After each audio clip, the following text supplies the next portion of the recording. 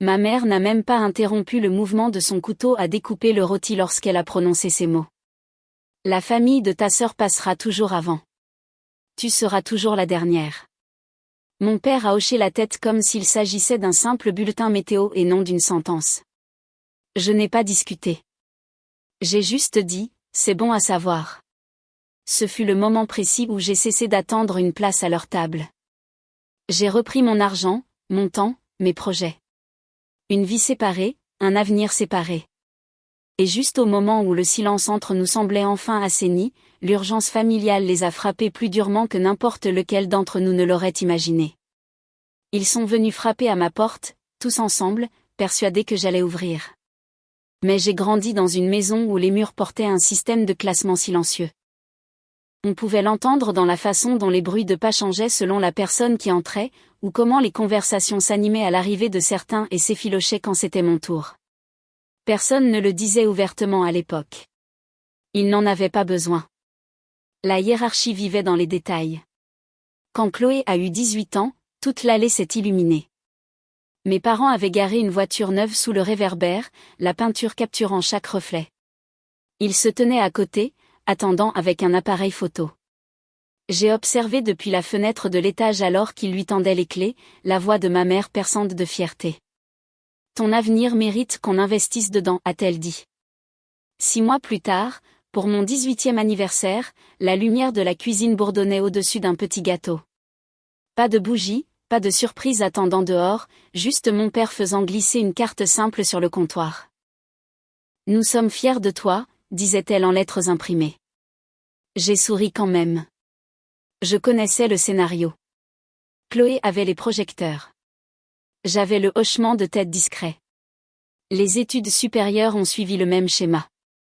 Chloé recevait des chèques pour ses frais de scolarité en école de commerce, pour ses livres, pour l'appartement près de son campus. J'ai eu droit à un sermon sur la responsabilité et la satisfaction de gagner sa vie par soi-même. Tu es indépendante, disait ma mère comme s'il s'agissait d'un défaut que j'avais choisi.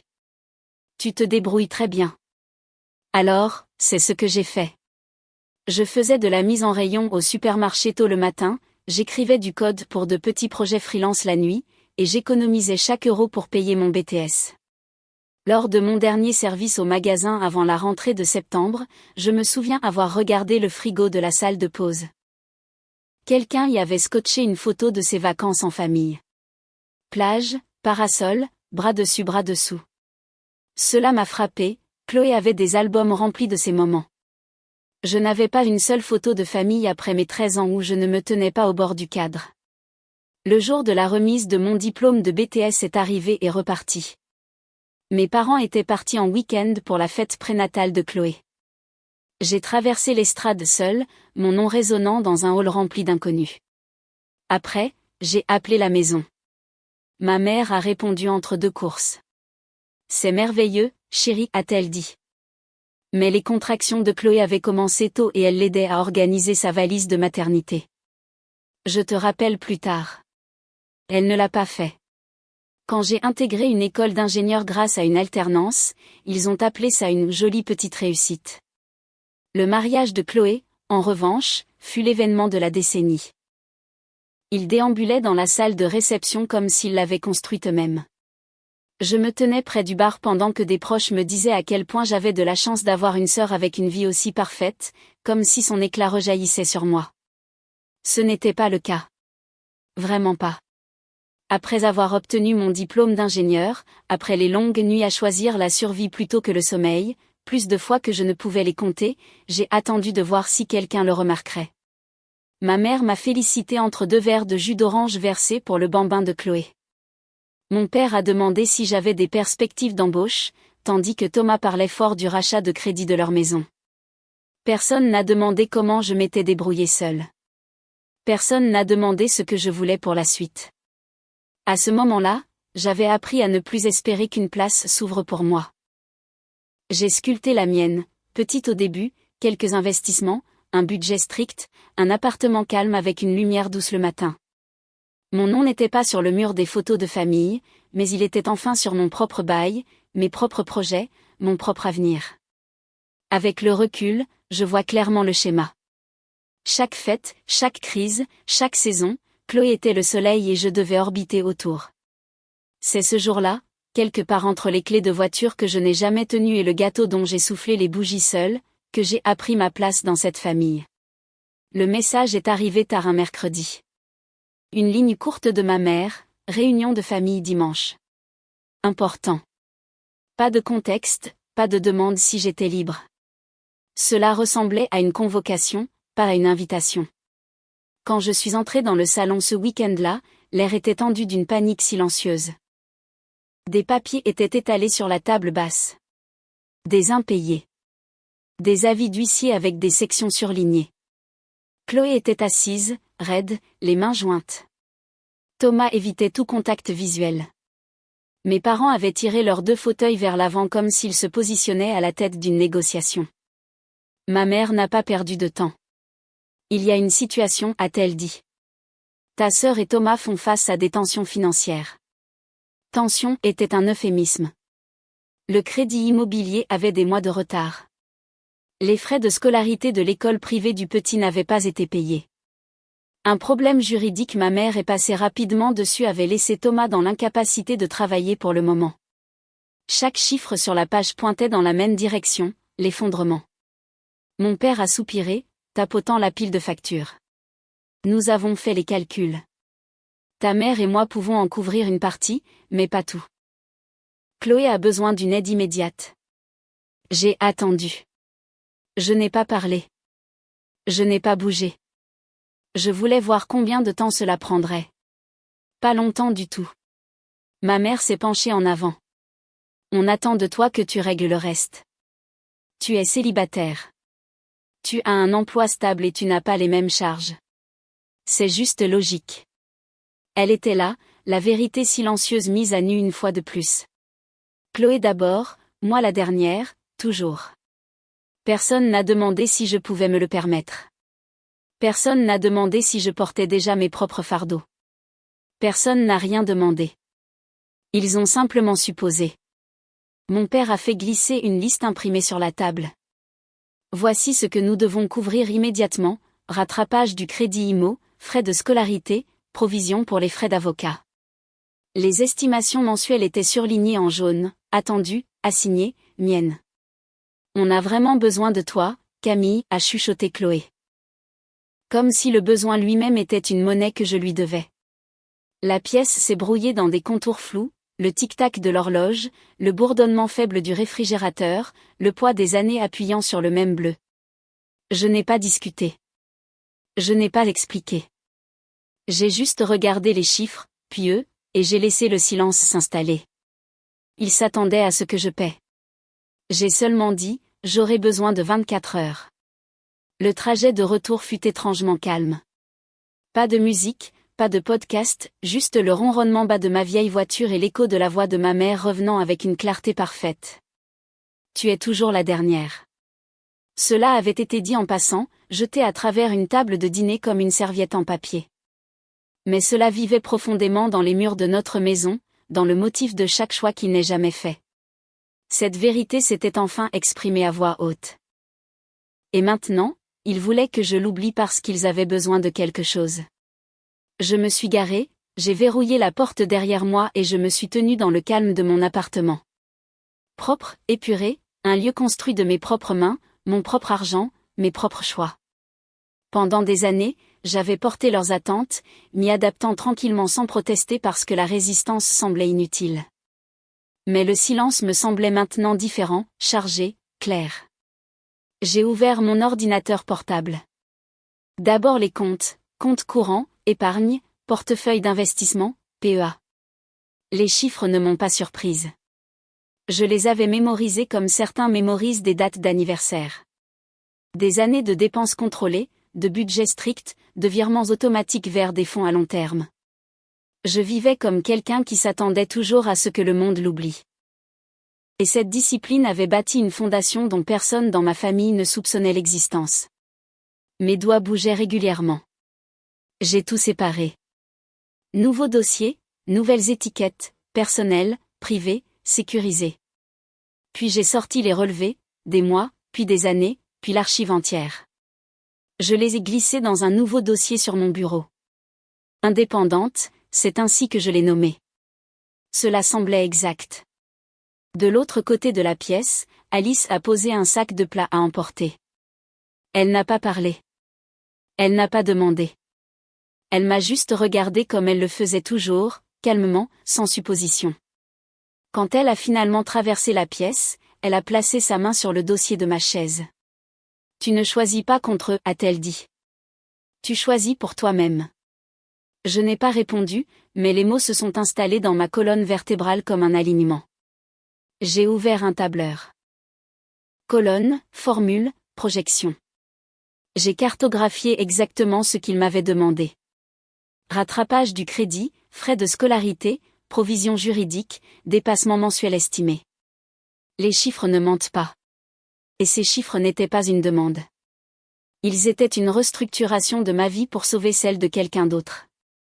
Pendant des années, ils avaient habillé cela en amour, en responsabilité, en devoir familial. Mais j'avais payé le prix fort pour une place où je n'avais jamais eu le droit de m'asseoir. Le curseur clignotait. J'ai ajouté une autre colonne, conditions.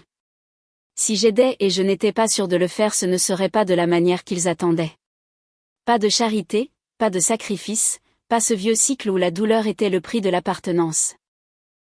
J'ai rédigé le cadre lentement, un prêt avec intérêt, un plan de remboursement sur 5 ans, un conseil financier obligatoire, une thérapie familiale obligatoire, une reconnaissance écrite du favoritisme sous lequel j'avais vécu pendant près de 3 décennies, une nouvelle structure pour toute demande future écrite, proposition, limite claire, pas de culpabilité. Chaque condition était propre, neutre, administrative. Rien de vengeur, tout était juste. J'ai imprimé le brouillon et l'ai mis de côté. Puis j'ai atteint la couche suivante du plan, les limites. J'ai parcouru mes applications bancaires et supprimé chaque paiement automatique lié aux dépenses familiales, les vieilles participations aux vacances, les achats partagés pour les enfants de Chloé, un abonnement de streaming que mes parents ne m'avaient jamais remboursé. De petites choses, mais symboliques. Des fuites silencieuses que j'avais autorisées pendant des années. Supprimer. Supprimer. Supprimer. Chaque écran de confirmation ressemblait à une pierre soulevée de ma poitrine. Je suis allé ensuite sur mes emails, j'ai tapé un message court, je l'ai enregistré comme brouillon. Si les choses s'envenimaient, je l'enverrai sans hésitation. Simple, ferme. Je n'assumerai pas la responsabilité de décisions que je n'ai pas prises. Mon appartement était silencieux, à l'exception du doux bourdonnement du radiateur qui se mettait en marche. Alice était assise sur le canapé maintenant, jambes repliées sous elle, me regardant sans m'interrompre. Il n'y avait aucune pitié dans ses yeux, seulement de la reconnaissance. « Tu as retenu ton souffle toute ta vie », a-t-elle dit doucement. « Ce soir, c'est la première fois que je te vois expirer. » Peut-être qu'elle avait raison. Mes épaules semblaient plus basses, ma mâchoire desserrée. Je suis retournée à la table, j'ai rassemblé les pages imprimées en une pile soignée et je les ai placées dans une chemise cartonnée simple. Pas d'étiquette dramatique, pas de marquage, juste de l'ordre. J'imaginais la scène de demain, mes parents se penchant en avant, Chloé se tordant les mains, Thomas répétant ses justifications. Tous supposant que mes 24 heures avaient été passées à trouver un moyen indolore de leur donner tout. Ils n'avaient aucune idée que ce silence n'était pas de la soumission. C'était de la préparation.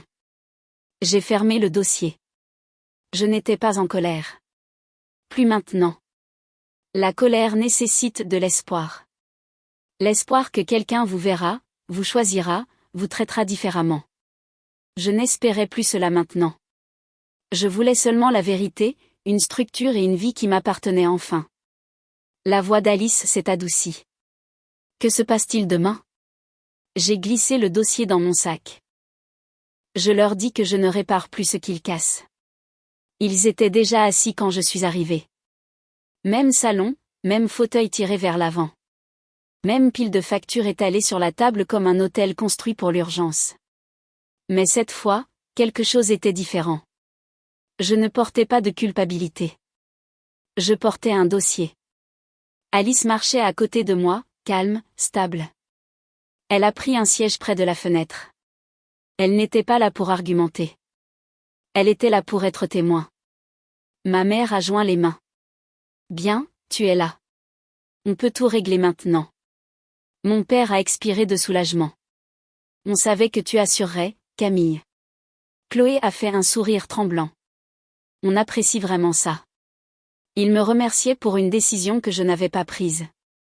Je me suis assise, j'ai placé le dossier sur la table et j'ai soulevé la couverture. Relevé bancaire, résumé d'investissement, allocation retraite, portefeuille ciblé, accord d'option d'achat d'actions tout soigneusement arrangé. L'ambiance de la pièce a changé. Ma mère s'est penchée en avant la première, les yeux plissés. Quoi? Qu'est-ce que c'est que tout ça? J'ai glissé une page vers elle. Le contexte. Mon père a tendu la main vers une autre, scannant les chiffres. Le bruissement du papier était le seul son. Il s'est figé à mi-chemin. Ce n'était pas juste le solde. C'était la réalisation, nette et soudaine, qu'il ne savait rien de ma vie. Chaque supposition, chaque idée de qui j'étais s'effondrait entre ses mains. La voix de ma mère s'est faite mince. Pourquoi ne nous as-tu jamais dit que tu faisais ça? Eh bien, vous n'avez jamais demandé, ai-je dit. Le silence est tombé, propre et absolu. J'ai sorti le document suivant, les conditions du prêt. Thomas s'est penché en avant, les sourcils froncés. C'est un contrat? J'ai hoché la tête. Si vous voulez une aide financière, ce ne sera pas un sacrifice aveugle. Ce sera une structure.